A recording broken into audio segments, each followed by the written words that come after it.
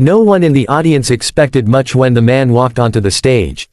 He didn't arrive with dramatic confidence or flashy clothes. He was quiet, almost invisible, wearing a simple jacket and carrying himself with the calm of someone who had spent his life being overlooked.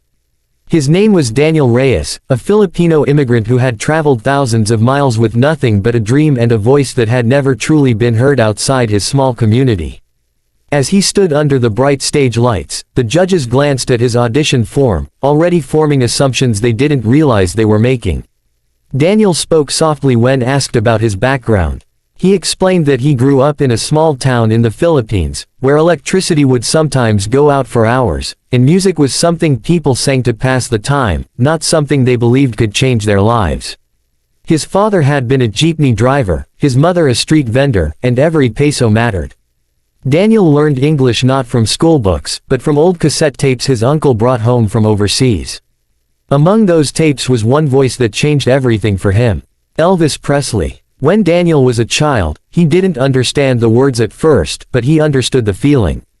Elvis sounded powerful, confident, and free. To Daniel, that voice represented a world beyond poverty, beyond limits, beyond fear. He would sing Elvis songs quietly at night, careful not to wake his siblings, imagining himself on a stage he had never seen, in a country he had never visited. Those dreams felt impossible back then, like fantasies meant to stay in the dark.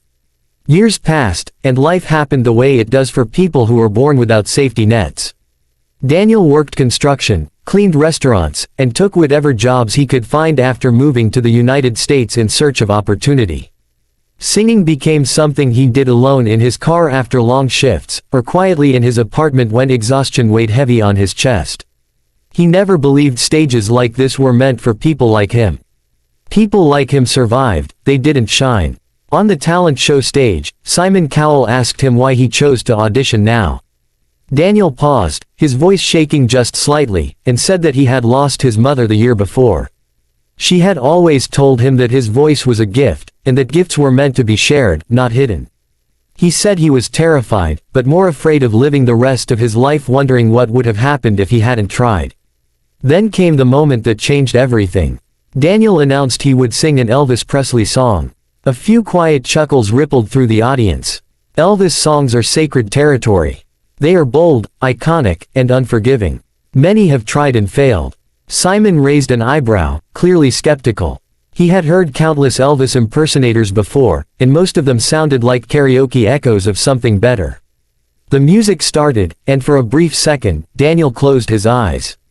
When he sang the first note, the laughter vanished. His voice wasn't an imitation. It wasn't forced. It carried the soul of Elvis while remaining completely his own. It was rich, controlled, and emotional in a way that reached straight through the theater. Heads turned. Mouths dropped open. Simon's expression changed instantly, from doubt to disbelief. As Daniel continued singing, something remarkable happened. The audience didn't just hear a performance, they felt a story. His voice carried years of struggle, loneliness, sacrifice, and quiet hope. Every note felt earned, as if life itself had trained him for this moment. Simon leaned forward, no longer hiding his reaction. One of the judges whispered, "This is unreal." Halfway through the song, the crowd began to applaud spontaneously, interrupting the performance in a way that almost never happens. Daniel's hands trembled slightly, but his voice never wavered. He wasn't singing for approval anymore. He was singing for the boy he once was, for his mother, for every immigrant who ever felt invisible in a new land. Then came the twist no one saw coming. As Daniel reached the final note, his voice soared higher than expected, powerful and clear, filling every corner of the room. It wasn't just good. It was extraordinary. When the song ended, there was a split second of silence, the kind that only happens when people are too stunned to react. Then the theater erupted. The audience rose to their feet, cheering, screaming, some even crying. Simon Cowell stood up. That single action sent shockwaves through the room. Simon rarely stands. When he does, it means something special has just happened. He looked at Daniel and shook his head, smiling in disbelief. He admitted that he had completely underestimated him. He said he had heard Elvis songs his entire career, but he had never heard one delivered with such authenticity and emotion from someone who wasn't trying to copy Elvis, but to honor him. Another judge asked Daniel why he had waited so long to share his voice with the world. Daniel answered honestly. He said that when you grow up poor, dreams feel like luxuries you can't afford. You learn to be practical, to survive, to stay quiet. But standing on that stage made him realize that silence had been costing him more than fear ever could. The judges voted unanimously to send him through, but the biggest surprise came after. Simon told him that this performance wasn't just memorable, it was transformative. He said America was built on stories like Daniel's, stories of people who arrive with nothing and remind the world what raw talent and heart truly look like. Backstage, Daniel broke down in tears. For the first time in his life, he felt seen. Not as a worker, not as an immigrant, not as someone struggling to get by, but as an artist. As the show aired across the country, the reaction was explosive.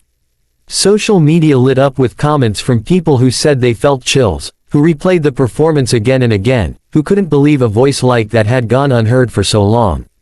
Some said he sang Elvis better than Elvis himself, not because he copied him, but because he made the song live again. But the journey didn't become easy overnight.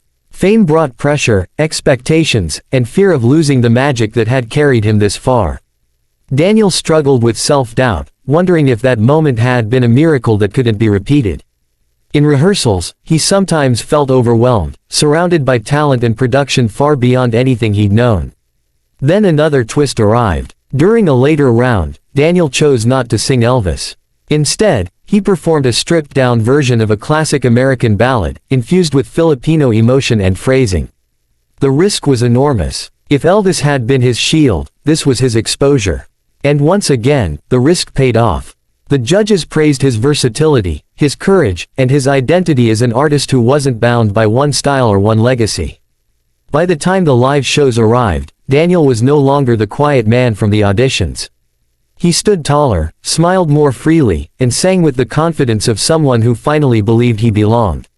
His story resonated across generations. Older viewers heard echoes of Elvis, younger viewers heard authenticity, immigrants heard themselves. Whether he won the competition or not stopped mattering. He had already won something far greater. He had reclaimed his voice. Today, Daniel Reyes is more than a viral moment. He is proof that talent knows no borders, that dreams don't expire, and that sometimes the most powerful voices come from the quietest places. When a Filipino man started singing Elvis on that stage, he didn't just shock Simon Cowell. He reminded America why it still believes in underdog stories.